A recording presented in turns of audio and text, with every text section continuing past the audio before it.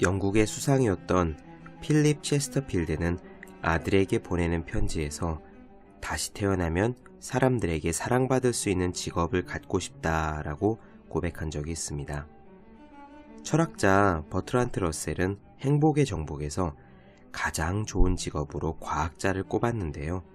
그 이유는 사람들로부터 칭찬과 격려를 받을 수 있는 직업이기 때문이랍니다. 권력의 정점을 지낸 수상과 최고의 석학으로 인정받는 철학자가 다른 사람의 사랑을 직업 선택의 중요한 기준으로 생각한 셈입니다. 우리가 공부를 하는 이유는 무엇인가요? 가시적으로는 좋은 대학을 나와 좋은 직업을 구하기 위함입니다. 능력을 발전시켜 의미 있는 일을 하는 꼭 필요한 사람이 되고 싶기 때문입니다. 필요한 사람이 된다 함은 세상에서 인정받는 사람이 됨을 말합니다. 세상은 어떤 사람을 인정해 주느냐? Give and take. 세상은 세상에 공헌하는 사람을 인정해 줍니다.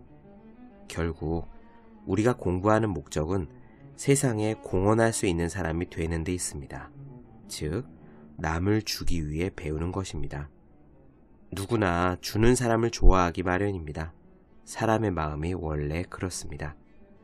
그렇다면 여러분은 여러분의 공부로 세상에 무엇을 줄 수 있는지요? 더 많이 아는 사람은 더 많이 줄 수 있고 더 많이 주는 사람은 더 많이 사랑받습니다. 그러므로 사랑받고 싶다면, 그래서 행복하고 싶다면 그저 공부하시기 바랍니다. 365 공부 비타민, 사랑받고 싶다면 공부하라의 한 대목으로 시작합니다.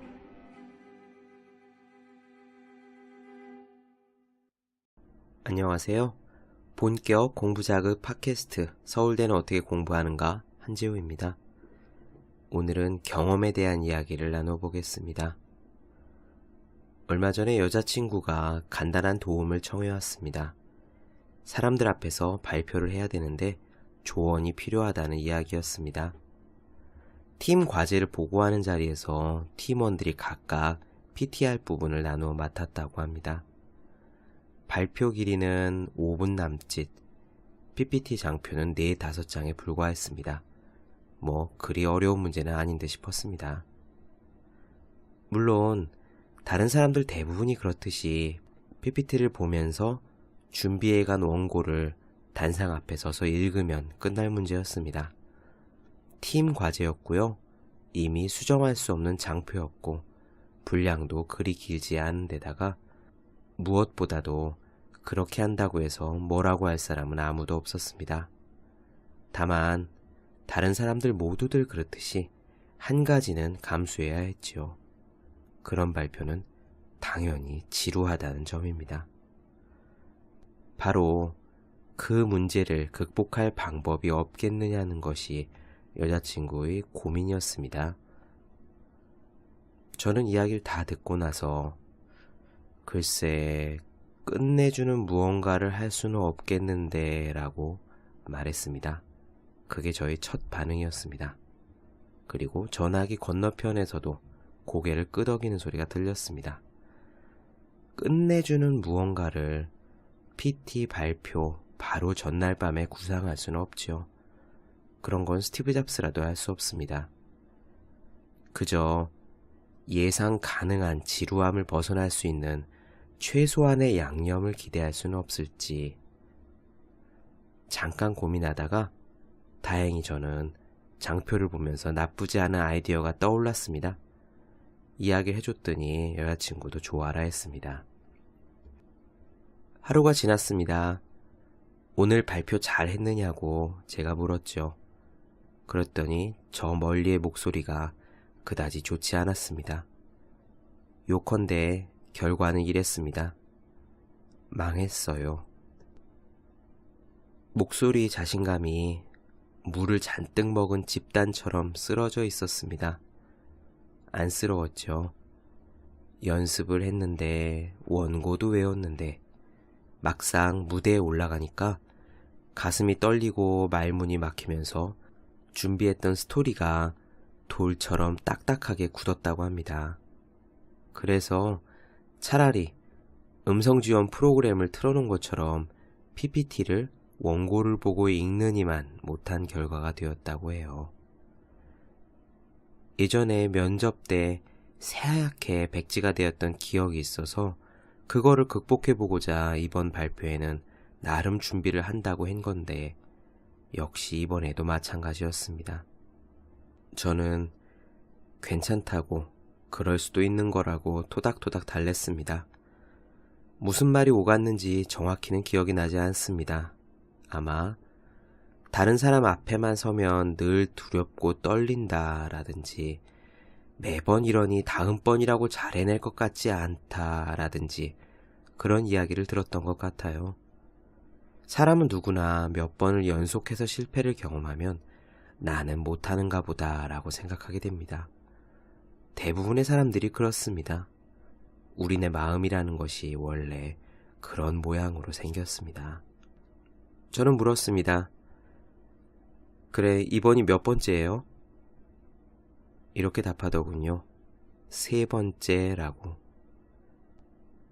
전화기 건너편으로 어깨를 토닥토닥 두드려주다가 문득 기억이 떠올랐습니다. 맞습니다. 저 역시 그랬었습니다. 사람들 앞에 서서 가슴이 떨리고 말문이 막히고 그랬었더랍니다. 대학교 3학년 때였습니다. 종교와 명상 수행이라는 과목을 들었던 적이 있습니다. 등록금을 내고 4년 동안 관악산 언저리에 제 엉덩이를 붙이고 있는 동안 그나마 추억으로 남은 몇 안 되는 재미있는 수업이었습니다. 주로 한 학기 내내 불교와 도교 그리고 수피즘의 신비주의 수행에 대한 내용 혹은 파울로 코엘류의 연금술사에 나올 법한 말들이 버젓이 대학교 강의실에서 오갔으니 어찌 흥미롭지 않을 리가 있겠습니까? 그 과목에는 시험이 없는 대신 과제와 발표가 있었습니다. 자유롭게 주제를 택해서 한 학기 내내 리포트를 준비하고요. 사람들 앞에서 발표하는 형식이었습니다.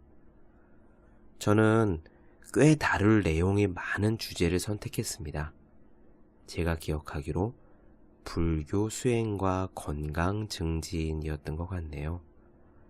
명상, 호흡 수련, 절 운동 등등 불교의 대표적인 수행법들을 망라하고 그것들이 우리의 몸과 마음에 미치는 영향을 당시로서는 제법 신선했던 뇌과학 이야기까지 이렇게 토핑처럼 얹어서 그렇게 준비를 했습니다. 글자 포인트 10으로 빼곡하게 해서 A4 용지 25장이 나왔으니까 3학점짜리 교양 선택 과목 수업치고는 나름 열심히 작성한 그런 과제물이었습니다. 제가 흥미를 느낀 과목이니까 그랬겠죠. 발표일이 다가왔습니다. 저에게 할당된 시간은 20분 정도였는데 페이퍼를 넘기면서 그 계략을 설명하는 시기였습니다. 당시에는 PPT를 쓰지도 않았습니다. 저는 파워포인트를 나중에 회사 들어온 다음에 배웠고요. 법대에는 PPT를 사용하시는 선생님이 그 당시에는 한 분도 안 계셨습니다. 그래서 대학 다닌 동안엔 사실 PPT가 무엇인지 아예 몰랐습니다. 그저 초록색 칠판에 분필로 새하얗게 써가면서 하는 것이 그런 게 법대 수업이었죠. 저는 과제물을 출력해서 손에 들고 장롱처럼 커다란 발표대 뒤에 숨어서 여기저기 군데군데 읽을 생각이었습니다. 필요한 경우가 조금 있으면은 분필로 판서를 좀 하면 되지 뭐 그렇게 여겼습니다. 그다지 어렵지 않은 일이라고 생각했습니다. 원고가 제 손에 있었으니까요.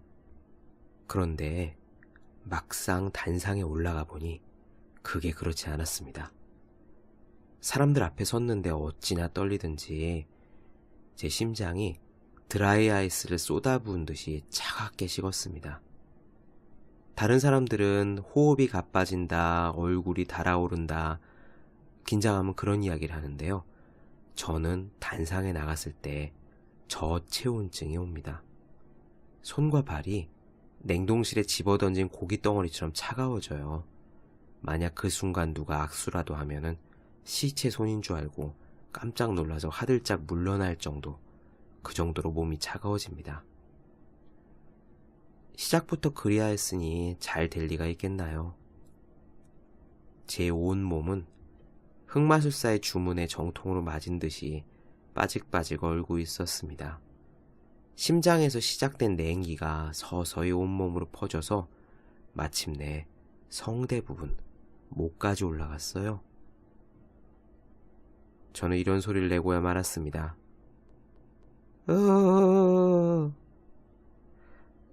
말꼬리가 떨리더니요, 가스처럼 새인 거예요. 발표대를 엄폐물 삼아 온몸의 경련을 감추고 있었는데요. 다리, 종아리, 허리는 부들부들 떨리고, 하지만 그렇다고 한들 목소리의 떨림까지 엄폐의 혜택을 받을 수는 없었죠. 강의실 사람들의 표정은 순식간에 굳어졌습니다. 애써 웃음을 참는 것이 분명한 그런 종류의 굳음이었습니다. 그 앞에서 상황을 호전시키는 거는 기름을 잔뜩 먹인 동아줄을 잡고 하늘 위로 올라가겠다는 거나 마찬가지였습니다. 20분의 시간이 어떻게 지나갔는지도 모르겠습니다. 발표는 엉망이었습니다. 저는 내심 나는 발표도 잘하지 않을까라고 생각했었는데, 미나리 뿌리처럼 얄팍한 믿음이 깨끗하게 뽑혀나갔습니다. 이건 컨텐츠의 문제가 아니었습니다. 사람들이 흔히 말하는 소위 말빨의 부재는 더더욱 아니었습니다. 문제의 핵심은 단순했어요. 그저 제 몸이 사람들 앞에 서 있는 것 자체를 견디지 못한 겁니다. 많은 분들 앞에 나와서 마이크를 잡아보신 경험이 있는 분들은 아마 누구나 한두 번쯤은 겪어봤을 겁니다. 그것은 마치 전투기 파일럿 후보생이 중력 가속도를 이겨내지 못하는 것처럼 잘하겠다, 열심히 하겠다, 떨지 않겠다라는 의지나 의욕만으로는 극복할 수 없는 그런 종류의 것이었죠. 왜 그랬을까요? 잘할 수 있다고 털끝만치도 의심 없이 믿었는데 왜 그렇게 저는 팽팽하게 당긴 실처럼 바르르 떨어댔을까요? 다시 제가 사람들의 시선을 온몸으로 받고 선 것은 회사에 들어오고 난 이후의 일입니다. 도스토옙스키의 까라마조프가의 형제들에 대한 PT가 있었습니다. 저에게 주어진 시간은 10분이었는데 시간 조절에 실패해서 12분을 이야기했습니다. 하지만 상관없었습니다. 그 자리에 있던 모든 사람들이 엄청나게 만족스러워한, 제 생각인지는 모르겠지만 제법 괜찮은 PT였으니까 말입니다. 발표를 끝내고 제 자리에 돌아왔을 때 사내 인트라넷으로 잘 들었다, 좋은 발표였다 라는 쪽지가 엄마 손 파이의 속살 마냥 겹겹이 쌓여 있었습니다. 그때 비로소 저는 이 흑마술사의 저주, 빌어먹을 저체온증에서 무사히 벗어났습니다. 문득 이런 생각이 들었습니다. 불교 수행과 건강 증진을 발표했던 나와 까라마추프가의 형제들을 발표하는 나는 무슨 차이가 있을까? 단지 20대의 나와 30대의 나의 차이일까? 아니면 군대를 다녀와서 철이 들었기 때문일까? 그것도 아니라면 소맥을 말고 야식을 먹으면서 차곡차곡 쌓아 올린 간 수치가 남들의 시선을 무디게 만든 것일까? 이리저리 머리를 굴리던 중에 아차 하고 정신이 번쩍 들었습니다. 답이 떠올랐습니다. 그것은 단지 10년치 쌀밥의 기적이 아니었습니다. 직장인의 생존 본능 발현도 아니었습니다. 호랑이도 때려잡는다는 대한민국 육군 병장 만기 제대자의 위험 따위는 더더욱 아니었습니다. 그것은 단지 경험의 문제였습니다. 군대 생활을 하는 동안 저는 사람들 앞에서 이야기할 일이 무척 많았습니다. 주말에는 법당, 절에 가서 군종병 역할을 했거든요. 혹시 모르시는 분들이 계실 수도 있겠는데 군대 내에도 종교시설이 있습니다. 크게 교회, 성당, 그리고 절 이렇게 세 개가 있죠. 왜냐하면 군 장병들도 주말에는 종교 행사를 해야 되니까요. 제가 있던 곳은 신병들이 들어오는, 그래서 훈련생들이 가득한 그런 부대였습니다. 덕분에 주말이면 머리를 새파랗게 깎은 신병들이 무리를 지어서 종교 행사를 하러 몰려왔죠. 저희 주요 역할은 그 아이들을 관리하고 법회가 끝나고 난 뒤에 초코파이를 나눠주는 것이었습니다. 그런데 그 일 중에서 가장 힘들었던 거는요, 법회 시작하기 전에 훈련병들을 조용히 시키는 일입니다. 보통 적으면은 30명, 많으면은 100명까지 훈련병들이 와서 법당이라는 좁은 공간 안에 앉아 있었으니까요. 20살짜리 남자 수십 명을 조용히 시키는 게 어디 쉽겠습니까? 그 훈련병들과 저는 선임 후임 관계가 아닙니다. 그저 얘들아 조용히 하자 정도로밖에 이야기할 수 없는 상황이었죠. 다른 사람들은 어떻게 하느냐? 모니터로 무언가를 틀어주는 게 제일 빠릅니다. AOA 뮤직비디오를 보여주거나 음악 중심 그런 거 있잖아요. 그런 프로그램 보여주면은 다들 해볼래 해서 조용합니다. 꼬마아이들 입을 다물게 하려고 뽀로로 틀어주는 것과 똑같습니다. 교회에서는 기타를 치면서 찬송가를 부르기도 하더군요. 물론 저도 그럴 수 있었습니다. 다른 무언가를 틀어주거나 아니면은 그냥 조용히 하자 라는 말을 반복하면서 시간을 때울 수도 있었습니다. 스님이 들어오시 전까지 짧으면 15분, 길면 30분, 혹은 급한 일이 있으셔서 스님이 못 오시는 날이면 1시간 정도를 제가 그렇게 책임져야 했어요. 그렇게 일주일에 2번씩 꼬박꼬박 종교 행사가 있었습니다. 저는 그 시간을 보다 가치 있게 메꾸고 싶었습니다. 그래서 이야기를 시작했습니다. PPT도 없고 칠판도 없고 마이크조차 없었는데 깡 목소리로 생 라이브 토크쇼를 했던 겁니다. 공부에 대한 이야기도 하고 제가 읽었던 책에 대한 이야기도 하고 연애 상담도 해주고 진로와 전공 선택에 대한 이야기도 해주고 군대에 가서 앞으로 자대 배치를 받고 나서 어떻게 해야 군 생활을 잘할 수 있는지에 대한 이야기도 했습니다. 2년 동안 수십 명 앞에서 일주일에 2번씩 그렇게 이야기를 했던 겁니다. 아무리 거칠게 잡아도 100번은 넘게 했을 겁니다. 저는 문득 그 시간이 떠올랐습니다. 그때의 경험이 제 뱃속에 켜켜이 쌓여왔던 것임을 깨달았던 겁니다. 100개의 눈동자에 맞서는 일이, 100개의 귀를 잡아두는 일이 그렇게 매주 반복했던 시간이 저도 모르는 새에 제 안에 두텁고 단단한 무언가를 만들어냈던 겁니다. 지금의 제가 사람들 앞에서 덜 떨 수 있고 덜 차가워질 수 있고 덜 불편해할 수 있다면 그것은 완전히 그 경험들 덕분이었습니다. 그 생각이 들고 나서 저는 두 손을 모아 감사하는 마음으로 기도를 올렸습니다. 우연찮은 기회와 그 기회를 허투루 보내지 않았던 예전의 저 자신에게 감사했죠. 그리고 여자친구에게 이렇게 말했습니다. 이제 3번 한 거라면은 당연히 아직 떨리는 게 맞아요. 더 많이 해보면 괜찮아질 겁니다. 중요한 것은 최대한 빨리 경험을 쌓아야 한다는 거. 지금은 학생이니까 실패하더라도 기회가 있지만 나중에 사회에 나가면 한 번의 실패로 영영 문이 닫힐 수도 있습니다. 그저 많이 해보면 괜찮아질 겁니다. 네, 그렇습니다. 모든 것은 경험의 문제입니다. 지금은 제가 이렇게 강의를 하러 다니고 마이크를 붙잡고 뭐라 떠들기도 하고 수백 개의 눈동자 앞에 마주어 서도 저체온증이 오지 않지만 몇 년 전에 저는 분명히 주어진 원고도 제대로 읽지 못하는 저였습니다. 다리가 덜덜덜 떨리고 목소리에서 바람소리가 새어나오는데 어떻게 할 수가 없겠더라고요.